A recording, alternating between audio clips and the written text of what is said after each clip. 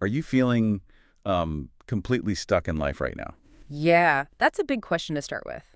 It is, but I mean, really, truly take a second to think about that. Yeah. If you are listening to this on your morning commute or maybe while you're folding a massive pile of laundry, I want you to do a quick internal audit. Mm-hmm. Maybe you feel like you have absolutely no talents whatsoever. Hmm. You look around at your friends or colleagues, and they all seem to have this thing they do effortlessly. Right, that one effortless skill. Exactly. And you are just sort of there. Hmm. Or conversely, maybe you're someone who has the exact opposite problem. You have so many interests, so many burning passions, side projects, that you are entirely paralyzed by the sheer volume of possibilities. Which is incredibly common. It is. You're terrified of picking the wrong one, so you end up picking absolutely nothing. Or perhaps you fall into a third, very specific, very modern category. You know exactly what you are good at, but you are absolutely terrified that it won't pay the bills. Especially today. Right? Especially today. We are living in the age of generative AI, where it feels like the economic ground is just constantly, violently shifting beneath our feet. So if any of this sounds remotely familiar, you are going to want to get very comfortable because today's deep dive is designed entirely specifically for you. That is exactly right. Our mission in this deep dive is to take some incredibly fascinating, highly detailed research on self-discovery and the psychology of choice and really extract the most impactful nuggets of knowledge for you. No vague platitudes today. None. We aren't just going to give you motivational quotes. We are essentially going to help you build your own personal user manual, a concrete step-by-step framework.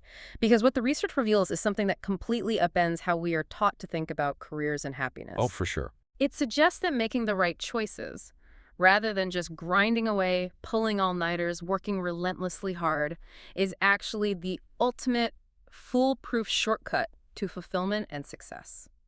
We are going to distill these psychological concepts so you can apply them directly to your own life, starting the minute this audio finishes. Okay, let's unpack this. Because I know that sounds like a massive promise to make right out of the gate. It's a bold claim. But the material we are looking at today completely justifies it. I'd highly recommend that if you are in a place where you can, grab a mental pen and paper. Or a physical one, honestly. A physical one is probably better. Yeah, grab a notebook, because this deep dive is going to get highly interactive and deeply personal. We'll be asking you to reflect on things about your own childhood, your habits, your hidden frustrations that you might never have critically examined before. And we're going to take our time with it. The pacing today will be deliberate. We don't want to rush through these concepts. Right, you really need time to let the introspective questions settle. Exactly. So, to kick things off and set the stage, the research presents a really provocative idea. It points out a mathematical reality. There is absolutely no one on Earth with an IQ that is 100 times higher than yours. It's biologically impossible. Right. Statistically impossible. A genius might have an IQ of 160 or 170, while the average is around 100. That's a fractions multiplier. No way. Yet when we look around at society, there are people out there with 10,000 times more wealth, 10,000 times more influence, and seemingly 10,000 times more happiness than the average person. What's fascinating here is how our brains try to rationalize that massive discrepancy. When we see that monumental gap in wealth or success, we instinctively want to attribute it to raw capability. We think they're just superhumans. Exactly. We tell ourselves, well, they must just have a biological supercomputer for a brain, or we assume they possess some kind of generational, once-in-a-lifetime talent that we were simply denied at birth. But the research explicitly states that this astronomical gap is not about raw capability. It's not the engine. It is not about how hard their mental engine can run. It is entirely about direction. It's about the geometry of choice. Highly successful people have managed to filter their choices perfectly. They put all of their time, all of their energy, and all of their intense focus into the correct trajectory for their specific psychological makeup. While the rest of us are just spinning our wheels. Right. Other people might be expending the exact same amount of energy, or honestly even more energy, but they are wasting it on the completely wrong path. So what does this all mean for you listening right now? I want you to reflect on your own energy expenditure today. Think about your average Tuesday. Are you running a marathon in the wrong direction? That's the perfect analogy. Because let's look at the physics of that. You could be the fastest runner in the entire world. You could be burning thousands of calories, pushing your cardiovascular system to the absolute limit, sweating, suffering, putting in the proverbial 10,000 hours of hard work. But if you are sprinting due south, when your personal finish line is actually due north, Your effort is meaningless. it's worse than meaningless. The harder you work, the further and further away you're getting from where you actually want to be. And when you finally realize it, the exhaustion is crushing. It is. That is a terrifying realization for a lot of people. Yeah. But I also think it's incredibly liberating because it means the issue isn't your work ethic. You aren't lazy. The problem is just your compass. If we connect this to the bigger picture, the realization that we are holding a broken compass is the very first step toward freedom. But before we can even begin to build a new compass, before you can accurately find the right path, the research emphasizes that we have some serious demolition work to do.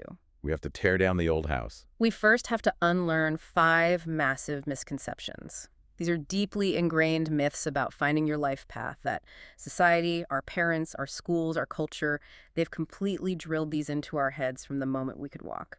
If we don't clear these toxic assumptions out of the way first, any choices you try to make going forward will be built on a faulty foundation. You'll just build a new house on the same rotting wood. Precisely. Okay, let's dive right into those myths because I think everyone listening is going to recognize themselves in at least one of these. Myth number 1, a choice must last a lifetime. This one is so damaging. It's this heavy, suffocating burden we place on ourselves, especially when we are young. I remember being 18 years old, sitting in a fluorescent-lit guidance counselor's office, being asked to pick a college major. And the implicit message was, if you pick this major, this is your career, and you are locked into this specific trajectory until you retire at 65. Right, as if you're pouring mental concrete. Exactly. But the research points out that society simply changes way too fast for forever careers to exist anymore. Think about it. Jobs that were once considered highly lucrative, incredibly stable, and required years of intense study, like professional translation or even basic mid-level IT coding, they're currently facing near extinction. Or at least massive unrecognizable disruption due to AI. That is a crucial point regarding the velocity of modern change. The landscape is shifting so rapidly that the expectation of a lifelong career is not just outdated, it is actively harmful to your decision-making process. It induces paralysis. If you believe your next choice is your final choice, the stakes become entirely too high to actually make a move. You freeze. You do. The research makes it abundantly clear that you will have to make life choices repeatedly. Your path will pivot. You might reach a very high level of success in one area only to find that the entire industry has vanished overnight due to a technological paradigm shift. Or, perhaps even more commonly, simply that your internal desires have shifted as you aged and you must choose again. Relieving yourself of the immense pressure that your next choice has to be your final choice is step 1 in fixing your compass. That actually feeds perfectly into another trap I see people fall into all the time, which brings us to myth number 2. The romanticized idea of love at first sight for a career. Ah, the Hollywood myth. Yes. We have this culturally reinforced notion that finding your life's work should feel like a rom-com meet cute. Like one day you will just stumble into a job or pick up a hobby and magically feel your calling.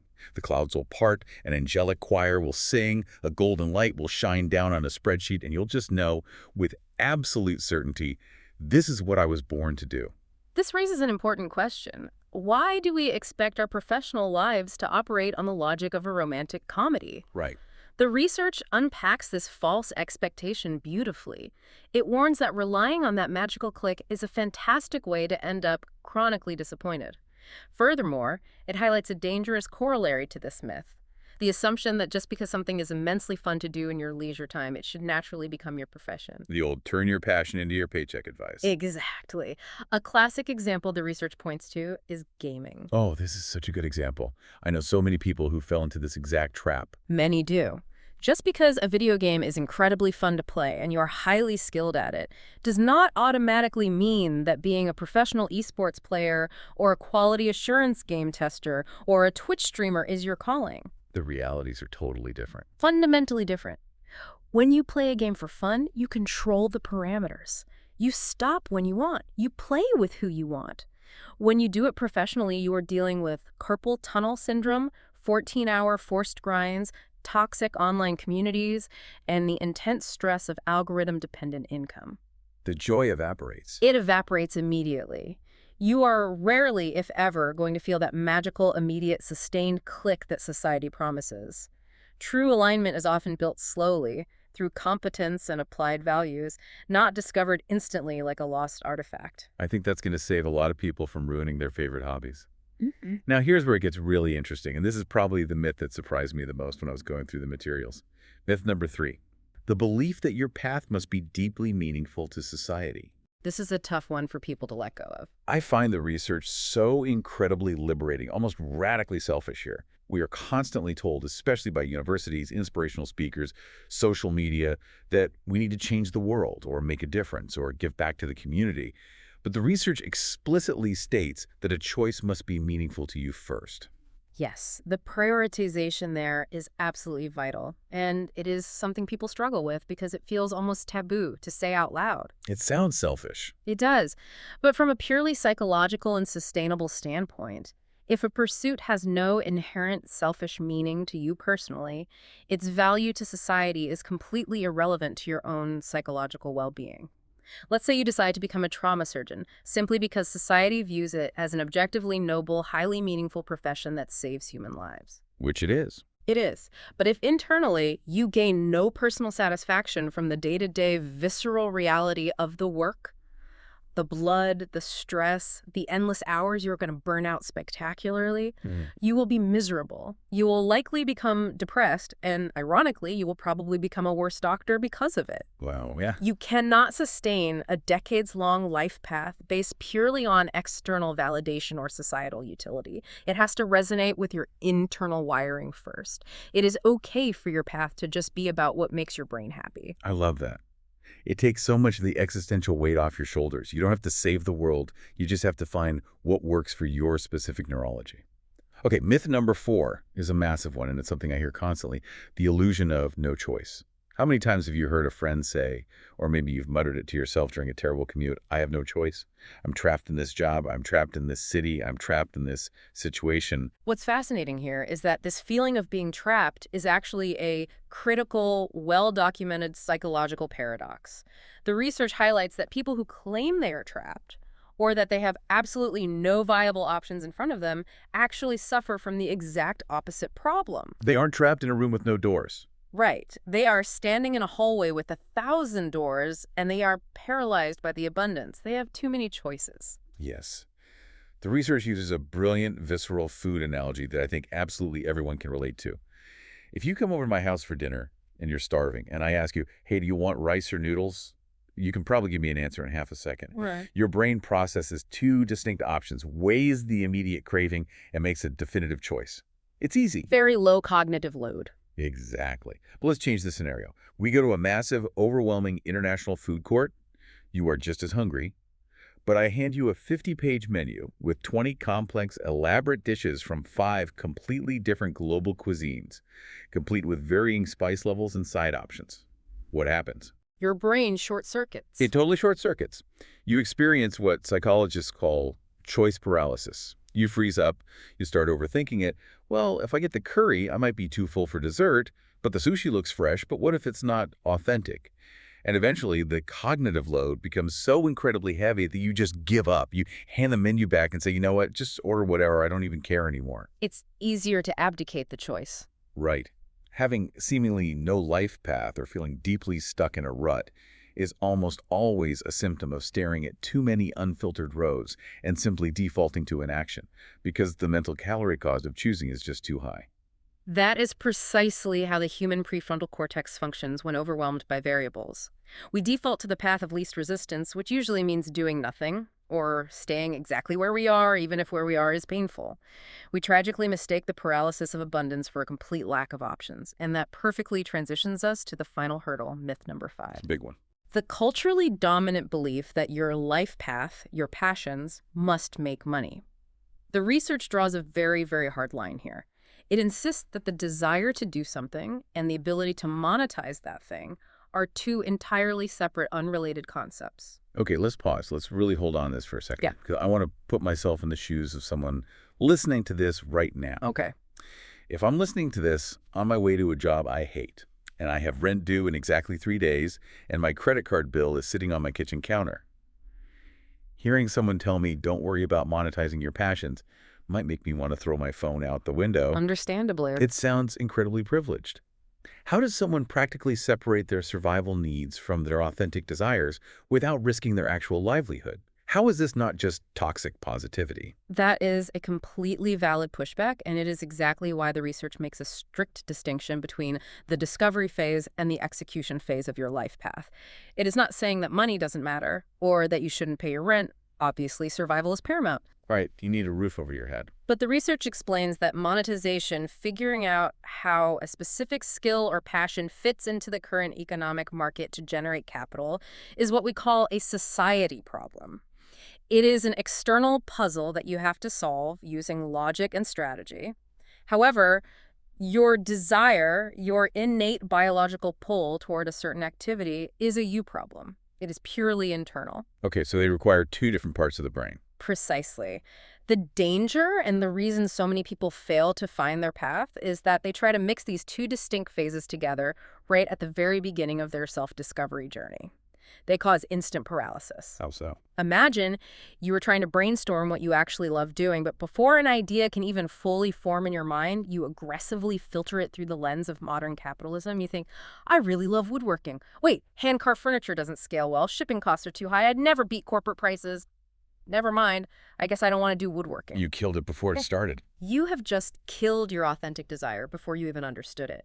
You have to isolate and identify what you actually want to do first. You have to draw the map. Once the map is drawn, then you can sit down and strategize the society problem of how to fund the journey.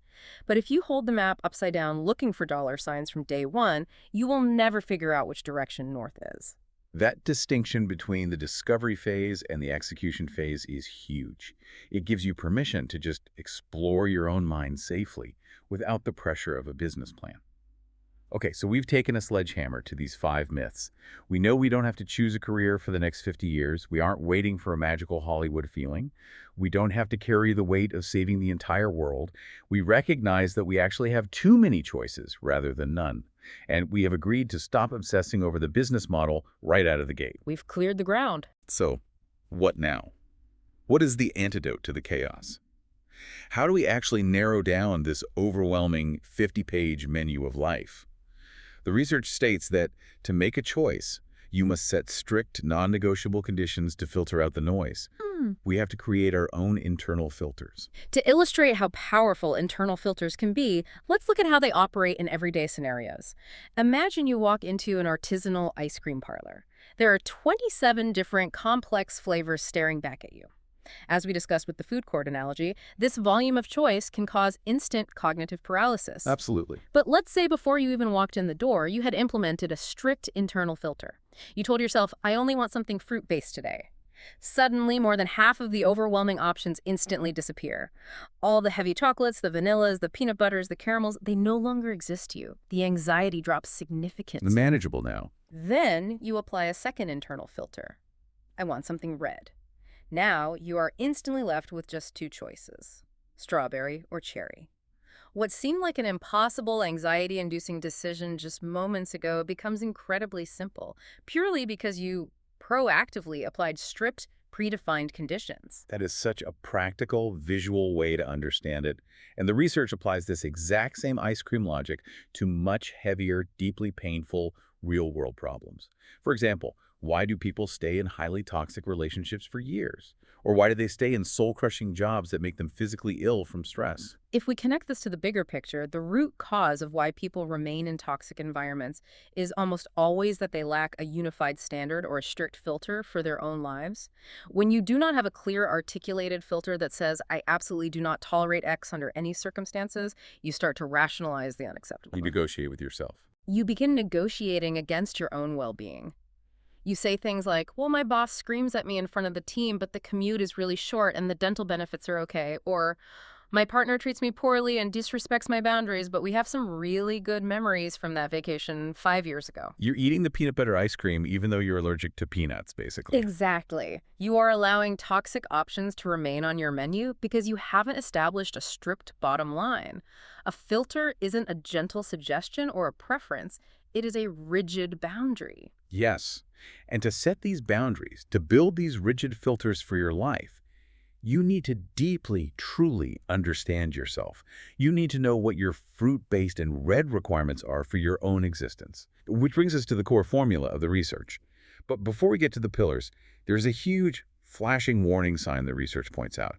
People constantly mistakenly use wishes as their filters, and they wonder why they are still A lost. critical error. A wish is saying something like, I want to be a commercial airline pilot, or I want to be a famous research scientist, or I want to be a millionaire by age 30.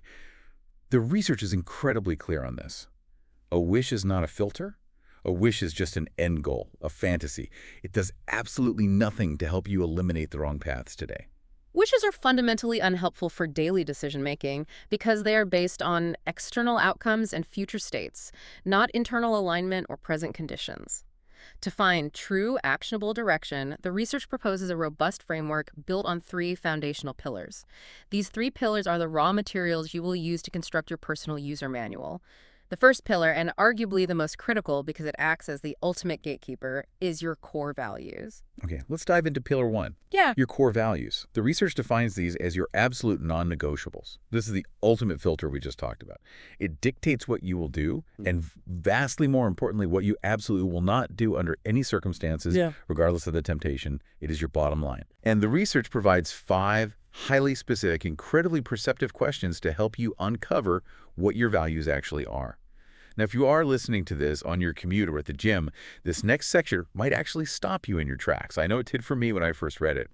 I want you to treat these questions as an invitation to deeply interrogate your own mind.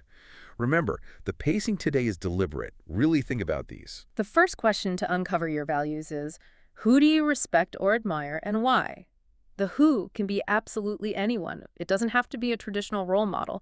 It could be your parents, a controversial historical figure, a local politician, a brilliant eccentric mind like Nikola Tesla, or even a completely fictional character from a fantasy novel or an anime. The identity doesn't matter. The identity is secondary. The crucial part of this psychological exercise is the why. Right. This is so important. If you say you admire Batman, it's not because your core value is wearing a cape and hanging out in caves. That's the superficial layer. You have to dig into the why. It might be because you deeply value justice outside of broken systems. Or maybe you value intense, unrelenting physical discipline. Or perhaps you admire the concept of transforming deep personal trauma into a shield for societal protection. The why is where your actual core value is hiding. Precisely. The people we elevate as heroes reveal the traits we subconsciously hold in the absolute highest regard. Moving to the second question, what event in your adolescence, specifically zeroing in on your middle school or high school years, heavily impacted your worldview? I found this parameter really interesting. Why that specific time period? Why not our early childhood or our 20s? This raises an important question about developmental psychology and how our brains mature. During our teenage years, our neurological hardware is going through a profound, once-in-a-lifetime restructuring. We're rebelling. We are actively pulling away from the unquestioned inherited beliefs of our parents, and we are beginning to form our own independent, permanent cognitive frameworks. We are deciding who we are in relation to the broader tribe. An event during this highly plastic period, whether it was a deeply supportive teacher who finally made you feel seen, a profoundly painful experience of social bullying, or a sudden, shocking realization of economic inequality in your town, it tends to leave an indelible mark. It sets the mold. It permanently shapes how we judge right and wrong, and what we consider to be truly important in the world. That makes total sense. Those are the years your personal hardware is getting its core operating system installed. You're writing the source code of your morality. Okay, question 3. What is lacking in your current environment or society? When you look around your workplace, your neighborhood, your city, or just the world at large on the news, what makes you shake your head and think we really desperately need more of X? This is a great diagnostic tool. It really is. If you constantly feel like everyone around you is too fake, too focused on optics, maybe your core value is authenticity and raw truth. If you look at your office and feel like everything is chaotic and people are constantly dropping the ball, maybe your core value is structure, reliability, and order. It's essentially identifying what deficit bothers you the most on a visceral level, because what bothers you most is usually the exact opposite of your core value. You are feeling the friction of its absence. Question 4 is often the most revealing and, frankly, sometimes the most jarring to actually execute. Oh, this one. What do the people closest to you say you care about most? This one is so funny, and it can be a little bit brutal if you have honest friends. Mhm. You might walk around genuinely believing with all your heart that your core value is world peace or extreme generosity or community building. But if you sit down and ask your spouse or your best friend, they might laugh out loud and say, "Are you kidding? You don't care about community building. You obsessively guard your personal privacy. You hate being interrupted when you're reading, and you fiercely protect your alone time." Our blind spots are massive. They really are. We all project what we want to be. But the people who spend the most time with us, who see us when our guard is down, they see our actual lived values, not our aspirational ones. That is a very humbling but necessary realization. We are what we repeatedly do, not what we repeatedly wish we were. Finally, question 5. What advice do you frequently give others? Or conversely, what advice do you absolutely hate receiving? This one requires some real self-awareness. If you are constantly telling your friends who are complaining about their jobs, you just need to stand up for yourself, quit and start your own thing, your hidden core value is likely autonomy, risk-taking, or courage. And looking at what you hate hearing is equally powerful. Yes. Think about the advice that makes your blood boil. If you absolutely despise it when people tell you, just relax, stop being so anxious, take it easy, it'll all work out, it might not be because you are just naturally high-strung. It might be because your core value is intense preparation, diligence, or high achievement. You hate that just relax advice because it violently violates your internal standard of how life should be approached. To you, relaxing equals failing. Once you've spent time answering these 5 questions honestly, the synthesis part of the exercise begins.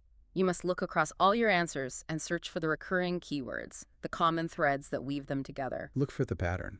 Exactly. If concepts like independence, autonomy, or not being managed keep coming up, for example, maybe you said you admire an independent, self-made entrepreneur in question 1.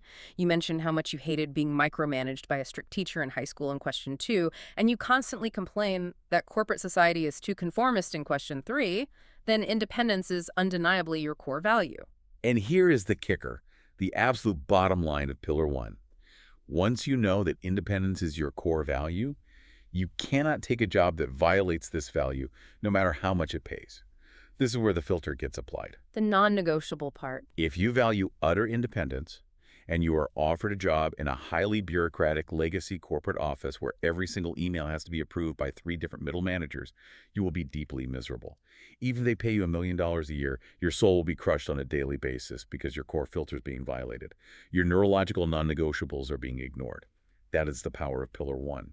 It saves you from lucrative traps. Which brings us perfectly to Pillar 2, your innate talents. This is your hardware. The research makes a vital paradigm-shifting distinction here that most people completely miss when they are trying to figure out what they are good at. Talents are genetic and innate. They are not skills. Yes. Let's camp out here for a second because this is such an aha moment for so many people. We conflate these two things constantly. Skills, like coding in Python, playing the piano, knowing how to build a pivot table in Excel, or speaking conversational French can be learned. Literally anyone with a functioning brain and enough time and repetition can learn a skill. But talents cannot be learned. You are either born with them pre-installed in your hardware or you aren't. The research has a very fascinating and admittedly somewhat controversial take on non-traditional talents. It urges us to look past the things we normally put on a professional resume. It broadens the definition of talent to encompass physical and psychological predispositions. Give us some examples. For instance, being conventionally attractive is classified as an innate talent. Having a highly resilient digestive system where you never get sick from strange food or weird sleep schedules is a talent. Having a natural, unteachable sense of physical rhythm or an innate sense for physical spatial awareness, like knowing exactly where your body is in a room, is a talent. I know the attractiveness point makes people really uncomfortable because it feels unfair, but the research notes why it's technically an innate value add. Even if we collectively pretend it isn't, all sociological data shows that in social and professional dynamics, someone who naturally commands attention or makes people feel subconsciously at ease through their physical presence has an unlearned advantage. It's just hardware. It's like being born 6'5" if you want to play basketball. It's an innate tool. Exactly. It is entirely about taking a ruthless, objective inventory of the raw materials you were naturally equipped with at birth. To uncover these hidden talents, we have another set of 5 specific questions. Question 1. What was the most fulfilling, smooth period of your life? This is about identifying a time when things just worked, when you felt minimal internal or external friction. You weren't necessarily working the hardest, but you were achieving results effortlessly. Because when you are operating using your innate talents, it feels like swimming downstream. Yeah. You have the current with you. Question 2. What makes you absolutely impatient with others? This raises an important question, and it is perhaps my absolute favorite psychological insight from the entire body of research. Impatience almost always stems from unrecognized talent. Think about it deeply. If you get intensely irrationally annoyed that someone cannot match the colors of their clothes properly, or that a friend can't immediately sense the awkward, tense vibe of a room they just walked into, it is not because they're inherently flawed or stupid. It's because of you. It is because you have an innate sense, a talent for visual aesthetics, or incredibly high emotional intelligence that they simply lack. Because it is so natural to you, you assume everyone can see what you see, and you get impatient when they can't.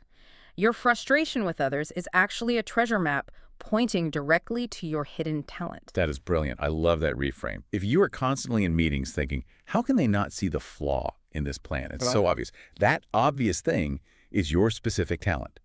You are seeing the matrix. Question 3. What do others say you are good at? This echoes the values section. Your talents are often completely invisible to you because using them is as natural as breathing. You don't realize you are an exceptional, empathetic listener until 5 different friends separately tell you that you are the only person they feel safe and comfortable crying in front of. We are blind to our own defaults. Question 4. If you quit your job today with absolutely no financial repercussions, let's say you won a modest lottery, what would you naturally start doing with your Tuesday mornings? How would you fill the empty hours? Would you start obsessively organizing your garage and building shelving units? Would you start analyzing baseball statistics for fun? Would you start mediating petty arguments between your friends? Your brain, when freed from survival constraints, will naturally gravitate toward activities that utilize its preferred, most efficient hardware. And question 5. What have you successfully accomplished so far? Look at the actual undeniable scoreboard of your life, regardless of how small or insignificant the wins seem to society. Now, host, I want to address something that often comes up here. Sure. What if a listener has gone through these 5 questions and feels they have no talents? Oh, here's where it gets really interesting. Yes, what if you are listening to this right now and you are thinking, I have listened to all 5 questions and I have nothing. I have no talents. I've accomplished nothing of note. I only have flaws. I'm slow. I'm distracted. I'm a mess. The research proves that if you feel this way, you are actually sitting on an absolute gold mine. A gold mine of mislabeled potential. Exactly, because every single flaw has a flip side. Your flaws are usually just your raw talents operating in the wrong environment. This is a profound shift in perspective, and it is crucial for people who have been marginalized by traditional educational systems. Let's look at specific, concrete examples from the research. Say you have always been told by teachers or parents or bosses that you are slow to react. You miss the quick, witty banter at parties. You take a frustratingly long time to answer complex emails. You seem a bit sluggish in fast-paced, high-pressure meetings. Society readily labels this a flaw. Like they tell you you're lagging. But neurologically speaking, it often indicates a profound talent for high concentration. People who are slow to react to immediate external stimuli are often those who have the rare ability to become so deeply immersed in a complex, multi-layered task that they easily ignore outside distractions. They are the deep thinkers, the long-form problem solvers, the architects of massive systems. Yes, you aren't slow. Your brain is just built for deep water, not the shallow end. You are a submarine, not a jet ski. Here's another incredibly common one. What if you have scattered attention? You can't focus on one single spreadsheet for more than 5 minutes. You are easily distracted by new ideas. Your mind is always jumping around from topic to topic. A nightmare in a traditional classroom. Total nightmare. In an industrialized classroom setting where you are expected to sit still for 8 hours, this is treated as a massive flaw. It's penalized. But flipped around and placed in a different context, this is the highly sought-after talent of fast reaction time and divergent thinking. Exactly. Divergent thinking is the engine of innovation. If you have scattered attention, you are the person who can subconsciously connect to entirely unrelated ideas from completely different fields to spark a massive disruptive innovation. You are the ultimate brainstormer. You are the crisis manager who can juggle 10 burning fires at once, dynamically allocating attention without freezing in panic. The modern tech and creative industries pay millions of dollars for divergent thinkers. So if you look in the mirror and think you only have flaws, it simply means you haven't flipped the coin over to read the talent side. You're judging a fish by its ability to climb a tree. Perfectly stated. That reframing of flaws is going to change lives, Okay. which perfectly sets up the final pillar of our foundation. We have your values, your non-negotiables, we have your talents, your innate hardware, and flipped flaws. Now we need pillar 3, your true dreams. This is your unfiltered passion. Dreams are what you fundamentally love to do, entirely independent of whether they generate money, and entirely independent of whether society deems them meaningful. But the research places a huge glowing warning sign here, right? Mm-hmm. We have to beware of the fake dream. Yes. A fake dream is a dangerous mirage. It is a desire driven entirely by external validation, or a desire for a specific lifestyle, disguised as a passion for the work itself. As we touched on earlier, if you say your dream is to be a doctor, but when you really examine it, you realize you only want to be a doctor because it pays well, or because it makes your immigrant parents overwhelmingly proud, or because society automatically respects people in white coats, that is not a dream. That's a value. That is a value. You value respect, prestige, and financial security. A true dream is an activity you would obsess over, even if you were entirely alone on a desert island, nobody knew you were doing it, and you didn't get paid a single cent. To separate the real, foundational dreams from the fake, ego-driven ones, we have our final set of 5 questions. Question 1. What would you gladly pay your own hard-earned money to learn about? This is the ultimate litmus test for passion. If you tell everyone you're deeply passionate about the stock market, but the moment a highly recommended course on market analysis costs $50, you suddenly lose all interest and decide to watch Netflix instead, it was a fake passion. You just like the idea of making easy money. True passion happily and eagerly opens its wallet to get closer to the subject. You are willing to expend precious resources, your time, your energy, and your capital to close the gap between you and a true dream. Question 2. What kind of books or media, physically or digitally, fill your space?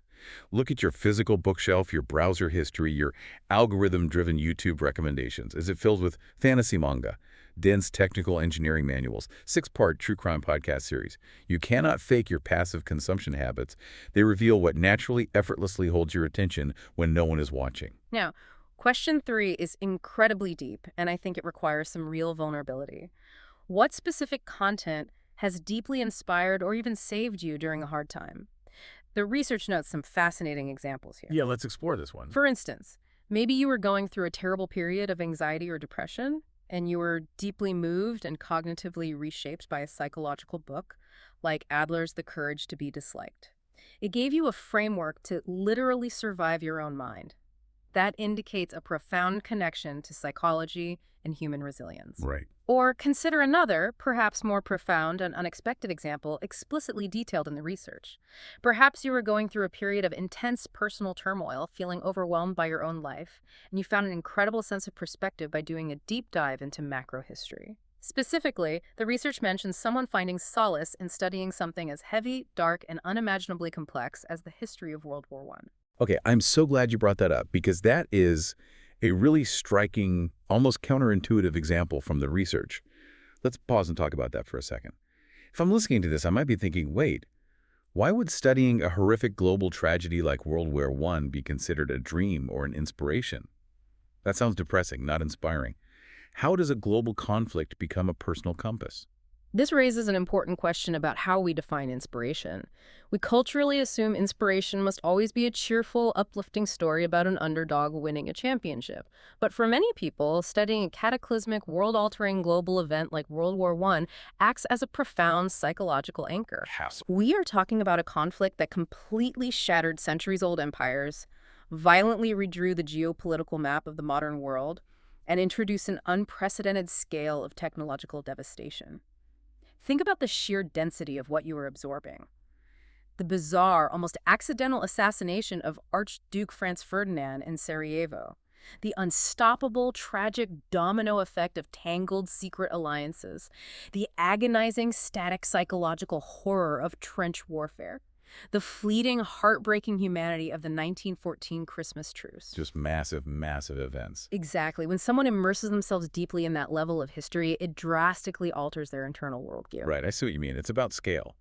If you are incredibly stressed about a late email from your boss, or a minor social awkwardness at a party, reading about the catastrophic geopolitical failures that led to the summer of 1914, or reading firsthand accounts of the sheer psychological endurance of the soldiers living in the mud of the Somme, it instantly shifts your perspective. It forces a recalibration. It forcibly shrinks your daily modern anxieties. It makes your problems feel incredibly small, which is actually a massive relief. Exactly. It forces you to evaluate what truly matters on a human scale. If learning about the macro forces of human history, the failures of diplomacy, the limits of human endurance, the massive ripple effects of single decisions, if that gives you clarity, if it grounds you, and if it fundamentally shapes your philosophy on human nature and conflict resolution, then that is a massive neon flashing clue to your true dream. So it points to fields like sociology or history. Yes. It indicates a deep intrinsic passion for systemic understanding, historical perspective, sociology, or perhaps diplomacy and human psychology. It shows that your brain craves deep, consequential truths, not superficial entertainment. Finding solace in the trenches of history is a profound indicator of where your intellectual passions lie. We are not making any value judgments about the politics of the war itself, purely looking at the facts of the historical event as an anchor for the mind. That is such a powerful, nuanced way to look at it. The things that pull us out of our own personal darkness, even if those things are dark themselves, are massive signposts pointing toward our purpose. Okay, moving to question 4. Who or what do you want to specifically thank for positively impacting you? If you had a microphone and could thank a specific community, a specific type of art, or a particular mentor from your past, you are highlighting the domain you care most deeply about contributing to. And finally, question 5. What makes you angry about the world? Anger is a highly underutilized, often misunderstood compass. We are taught to suppress it, to view it purely as a negative emotion. But righteous anger about a specific inefficiency, a particular injustice, or a systemic failure is just passion that hasn't been put to work yet. It is raw, unrefined fuel. Can you give an example? For example, are you constantly furious that cars don't properly yield to pedestrians in your city? Do you rage at badly designed user interfaces on websites that make it hard for elderly people to navigate? That specific anger is your brain screaming at you, I care deeply about this problem and I want it fixed. Okay, so we have done the heavy lifting. You have answered the 15 questions. Yep. You have defined your core values, your non-negotiables. You've identified your innate talents, your hardware and flipped flaws. And you have uncovered your true dreams, your unfiltered passions, and righteous angers. Now we reach the absolute climax of the research, the master formula. How do we synthesize all of these disparate parts into your actual actionable life path? The formula is beautifully, ruthlessly logical. Step 1, you combine your talents, your hardware with your dreams, your passions. This combination generates a broad list of potential directions. Step 2, you take every single one of those potential directions and you run them aggressively, without mercy, through your core values filter. If a direction does not pass the value filter, you discard it immediately. No exceptions, no matter how lucrative it promises to be or how fun it sounds on paper. Let's walk through some real-world case studies from the research so you can see exactly how this mathematical equation works in practice. Case study 1.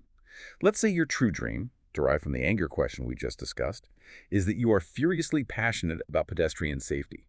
You hate how cities prioritize cars over human lives. That's your dream. Your innate talent, uncovered by looking at your childhood flow states, is that you are naturally gifted at spatial awareness, mechanical design, and engineering. You understand how physical objects interact. So we do the math. Talent plus dream equals a potential direction. You decide you want to invent a physical, automated barrier system for city crosswalks that keeps pedestrians safe from distracted drivers. It is a noble, highly specific, technically challenging goal. But wait, we aren't done. We have to run it through the values filter. Let's say your core value, discovered through the first 5 questions about who you admire and what advice you hate, is that you deeply value intense personal privacy, you crave absolute daily autonomy, and honestly, you actually hate leaving your house. You are a profound introvert. If we connect this to the bigger picture, this exact intersection is where most well-meaning people fail. Without the values filter, this person might try to fulfill their dream by becoming a traffic cop or taking a high-level job as a city planner working in a crowded, bureaucratic, fluorescent-lit government office. They would be dealing with their dream, traffic safety. They would be using some of their talents, system design. But their core value of privacy and autonomy would be violently, repeatedly crushed every single day by meetings, public hearings, and office politics.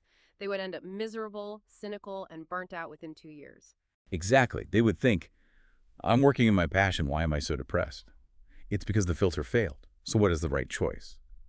The master formula tells us that to fulfill the dream, use the talent, and strictly respect the value, this person must design this barrier system from home as an independent contractor, a solo inventor, or a consultant.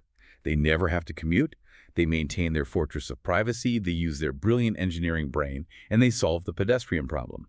That highly specific, seemingly narrow intersection is their precise life path. It's the only one that sustains them. Let's look at case study 2 from the research to really hammer this home. Suppose your innate talent, maybe initially perceived as a flaw by your energetic friends, is an incredibly high capacity for deep, isolated focus and a total lack of fear when it comes to tedious, repetitive, logical tasks. Specifically, let's say you are a natural at writing and debugging lines of code for 12 hours straight. Your true dream, the thing you spend all your money and free time consuming, is playing and creating video games. You love the hidden mechanics, the interactive storytelling, the pure joy they bring to players. Okay, let's run the formula. Talent, which is deep coding focus plus dream making games. Potential direction. Get a highly paid job at a massive, globally recognized AAA gaming studio in California. But let's check the values filter. What if your core value, the thing you will not compromise on, is total uncompromised independence? You have an absolute visceral refusal to be managed by corporate bosses. You hate morning stand-up meetings, you hate having your creative vision watered down by a committee, and you despise crunch culture. If you take the prestigious job at the massive AAA studio, you will be deeply miserable, despite the fact that you are coding and making games every day. The values filter vehemently rejects the path. Therefore, the master formula dictates the inevitable result. You must become a solo indie game developer. And the research makes a beautiful, quiet point here that I want to emphasize. Even if you just write code for tiny, obscure, visually basic program or niche indie games that only one single person ever downloads and plays, it doesn't matter. It fulfills your core value of independence, it utilizes your innate biological talent for deep focus, and it touches your true dream of game creation. You have achieved perfect internal alignment. The main takeaway for the listener here is not theoretical, it is empirical. The research reiterates with hard data that doing work aligned with your innate talents and your non-negotiable values directly leads to higher income potential over the long term, a vastly better baseline quality of life, and significantly lower rates of chronic anxiety and depression. You do not have to be a billionaire. You do not have to be on the cover of a tech magazine. You simply have to operate your life according to the specifications of your own manual. When you do that, the daily friction of existence largely disappears. This has been such a massive paradigm shift. Just thinking about flaws as misplaced talents or wishes as dangerous distractions, it changes everything. To wrap this up, if you're listening to this and you've been feeling a deep lack of direction in your life recently, I want to remind you of one vital truth. It is not a lack of ability. It is not a lack of work ethic. You are not broken. It is simply a lack of self-knowledge. But you now have the 15 specific, surgical questions needed to write your own user manual. You have the tools to stop staring at the overwhelming menu, paralyzed by the options, and finally place your order with confidence. I want to leave you with one final provocative thought to mull over as you go about the rest of your day. We established earlier that your talents, your hardware, are hardwired into your genetics. They do not change. But your values and your dreams are dynamically shaped by your environment, your expanding experiences, and your acquired knowledge. They can and absolutely will evolve as you age. So, if that is true, what does the future version of your user manual look like? I challenge you to write down your 15 answers today, really commit them to paper, be as honest as possible, and then set a calendar reminder on your phone to sit down and answer them again in exactly 5 years. When that alarm goes off in the future, will you still be on the exact same path? Or will your internal filters have shifted, unlocking an entirely new, completely unexpected destiny? Wow. That is a challenge we're taking. I'm going to set that calendar reminder myself. Thank you so much for joining us on this deep dive. Take that mental pen and paper, turn it into reality, and start making those right choices today. Until next time.